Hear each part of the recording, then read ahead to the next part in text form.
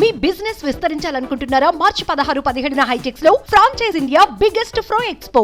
ప్రముఖ దర్శకుడు రామ్ గోపాల్ వర్మ తాను పిఠాపురం నుంచి పోటీ చేస్తారని ప్రకటించారు. ఈ మేరకు శుక్రవారం సడన్ డెసిషన్ అంటూ ట్వీట్ చేశారు. ఆకస్మిక నిర్ణయం, నేను పిఠాపురం నుంచి పోటీ చేస్తున్నాను, తెలియజేసేందుకు సంతోషిస్తున్నా అంటూ ట్విట్టర్లో పేర్కొన్నాడు ఆయన. కాగా జనసేన అధ్యక్షుడు పవన్ కళ్యాణ్ తాను ఎమ్మెల్యే అభ్యర్థిగా పిఠాపురం నుంచే పోటీ చేస్తారని జనసేన ఆవిర్భావం దినోత్సవంలో స్పష్టతనిచ్చారు.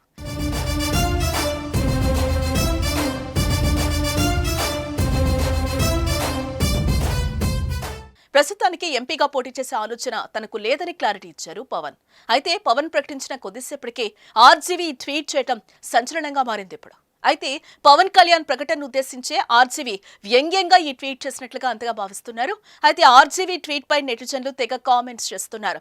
ఆర్జీవీకి పెగ్ పడుంటుంది, ట్వీట్ చేశారు అని కామెంట్స్ చేస్తున్నారు.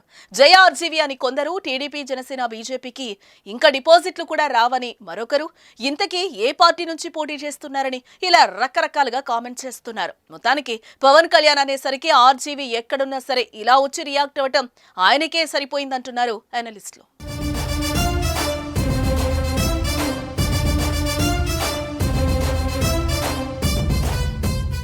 సుమన్ టీవీలో మీ పర్సనల్ అండ్ బిజినెస్ ప్రమోషన్స్ కోసం కింది నెంబర్కి కాంటాక్ట్ చేయండి.